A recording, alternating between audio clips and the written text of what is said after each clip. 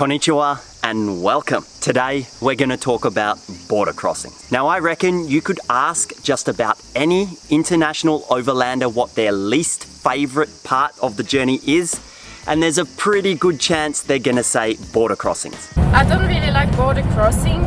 It's always, you never really know what's gonna happen. There's a very good reason that this is the case. Crossing a land border in your own vehicle is a very different experience to arriving at an international airport on a flight. In this video, I'm going to talk you through how we research, prepare, and tackle each individual border crossing. I'll share what we've learned in our close to 50 crossings that we've done since the beginning of this journey 5 years ago. As you all know, Steffi is the chief video editor in this little French-Aussie team. Route planning, visas, border crossings, and research is all part of my responsibilities. I spend a lot of time and sometimes months in advance preparing what's needed for our upcoming destinations. In the planning stages of entering a new country, the first and most important question is, do I need a visa? I won't be talking about visa applications and the process, as it's completely different for every nationality and country. Sometimes even different requirements for myself and Steph. I will say do your research and do it well.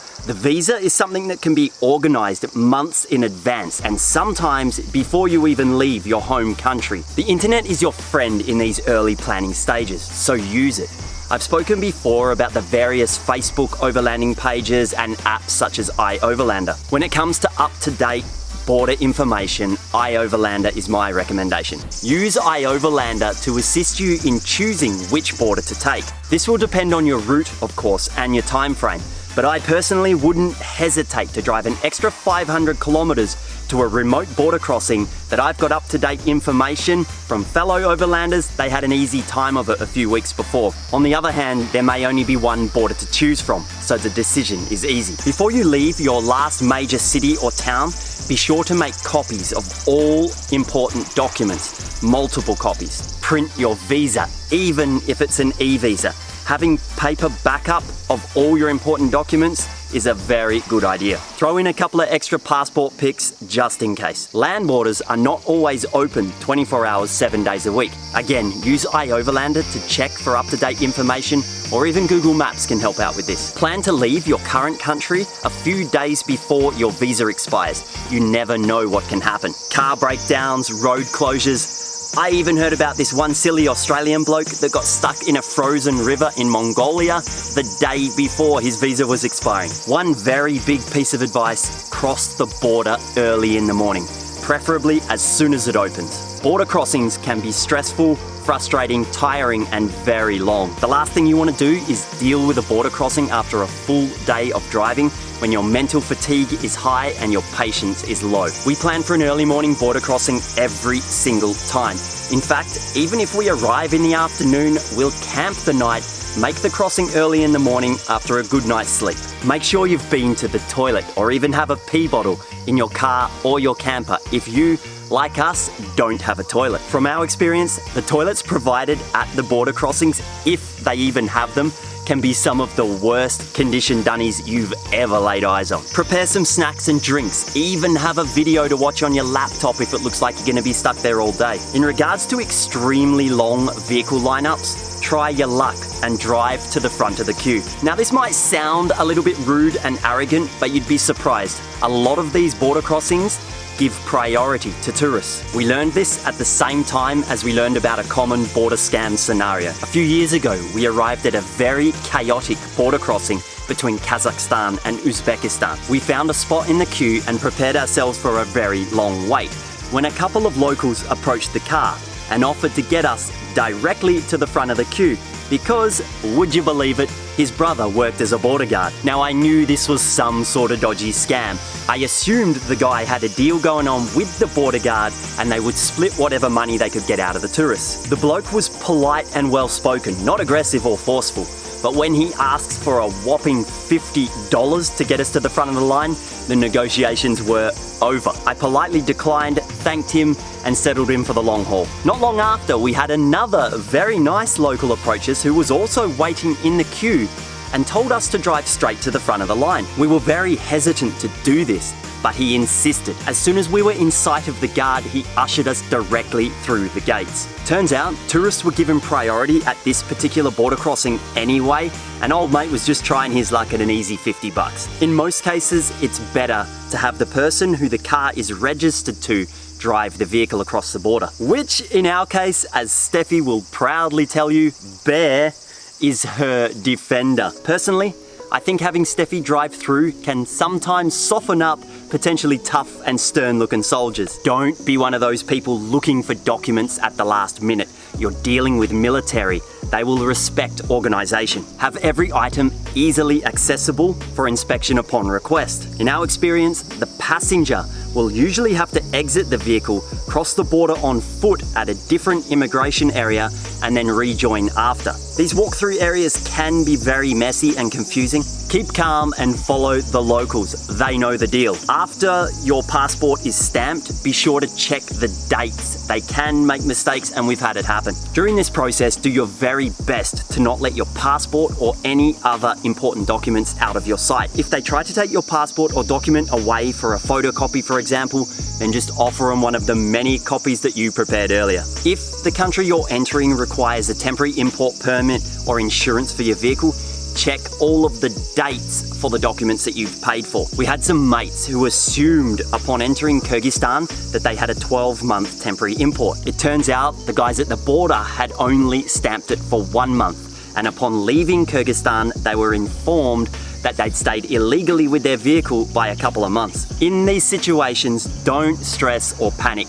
Don't be agitated and don't get verbally aggressive. There will only be one winner in that argument, and I can assure you it won't be you. In the end, it always comes down to money. Sometimes a lot of money, but if it's money or a prison cell, just pay the fine. I encourage you to judge the particular situation you're in at the time, because sometimes these fines could be negotiable, but do this at your own risk. Speaking of money, bring cash, more than you think you need, in both currencies, the country that you're entering and the country you're leaving, and even US dollars as a backup. ATMs are rarely available or working at border crossings. You cannot rely on withdrawing money. You will often have money changers on both sides of the borders who will most definitely give you a terrible rate, but if you got no option, you'll take it. We've yet to come across a border crossing that accepts bank cards as payment. Now for the fun part, the vehicle search.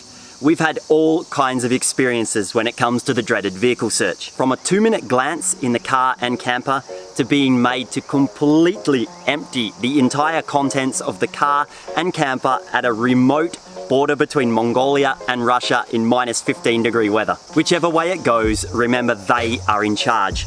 Do what they tell you while remaining confident and calm. Don't rush. If they ask me to open a drawer or a storage box for inspection, I always take my time and lock that drawer or that box before moving on. Your vehicle and everything you own are very exposed during these searches. Don't make it more so by leaving unlocked storage areas behind you. It's a very good idea to have your vehicle or your camping car in a neat and orderly state for these inspections. If a soldier looks inside and sees a great big mess, he's more inclined to make you completely empty the car. In any case, your overland vehicle is your home. It should be kept neat, tidy, and well organized at all times, not just for special occasions. If you're like us and you're traveling as a couple or multiple people, it's a good idea to leave the inspection to one or the other of the people. Usually I deal with the soldier or customs agent while Steffi hangs back, keeping an eye on things from a distance. Very often, there can be multiple people around your vehicle during these inspections. You can't keep an eye on all of them. 45 minutes smooth border crossing. Welcome to Albania. That's it, you're in. You've got the green light. Congratulations. You'll be directed towards another gate where you usually have to show a soldier a stamped pass or something similar. He'll open up and you're in. Now that I've given you all a bit of an overview of the process, I'm going to use these last couple of minutes just to go over a few do's and don'ts that I hope might prove useful for some people. Know the regulations in regards to taking fresh fruit, vegetables, alcohol, or bulk cigarettes if you're a smoker across that particular border. Dealing with corruption. Now, I'm not going to tell you how to act if you are confronted with a situation dealing with a corrupt official. Every situation will be unique if it ever happens. Now I know some people will wholeheartedly insist never to pay a bribe or something similar, but to me it entirely depends on the situation. In this particular situation, we were being conned for a so-called vehicle pesticide spray. Now I knew this was dodgy, and I even knew we were going to be confronted with it. The guys were very cool, but they were definitely prepared to delay us for a very long time. We had a fun negotiation with these blokes, and I ended up paying them $2 to let us through. Make your own decision on the spot. In another life, I worked in West Africa for 6 years and was confronted with some pretty intense situations down there. At a security checkpoint in Pointe Noire Airport in the Republic of the Congo, I was leaving the country. I put my gear through the scanning machine. On the other side of the scanner, the security guard opened up my bag, took my wallet out, all while looking me in the eye, removed $50 and told me, "Souvenir," with his mate standing behind him with an AK-47 machine gun. It did take some doing, but I got my money back. I had another very intense situation when crossing a land border from Angola to the Congo. Stay calm and keep a cool head, while at the same time don't let them intimidate you. This should go without saying, but do not take photos or film during the crossing. These areas are sensitive military zones, and it's always forbidden. We have asked on occasion if we felt like it was okay. If you're running a vehicle dash camera, remove it or cover it up before the crossing. Drones are a hot topic for international overland travelers, and we often get asked on advice on if we recommend carrying one. Now, I'm not gonna say yes or no because I don't want to be responsible for you losing it. Again, make your own judgment. But if you do choose to take a drone with you on an international overland trip, know the rules and regulations for drones in the countries on your route. If you watched my previous video, you might remember me saying that a big smile and a wave goes a long way. This is maybe not such a good idea when you're dealing with military personnel at a checkpoint. Keep it serious. I even respond to questions with a yes sir or a no sir. If they decide to make it friendly and have a laugh, then you can respond in kind. Prescription medication, or any medication for that matter. Know what pharmaceutical drugs are forbidden and what is okay. What might be an over-the-counter painkiller in your country could be completely illegal in another country. We have all of our medication in the first aid kit, easily accessible if asked. Illegal drugs. Surely I don't need to talk about this. Do not be stupid. And if you're thinking about being stupid, I highly recommend you read a book called Marching Powder, and you'll think again. All right, I think you've definitely had enough of me by now. So I'll finish up in saying that every border crossing will be unique. You'll encounter friendly guards, nasty guards, and guards that really don't care at all. At all times, no matter what happens, stay calm, relaxed, and completely in control of your emotions. At the end of the day, even the worst border crossing imaginable will down the road just be another campfire story. Thanks heaps for watching this video. I hope you've taken something away from it. Thank you very much to our amazing patron Lonnie for suggesting this topic. Cheers and catch you later.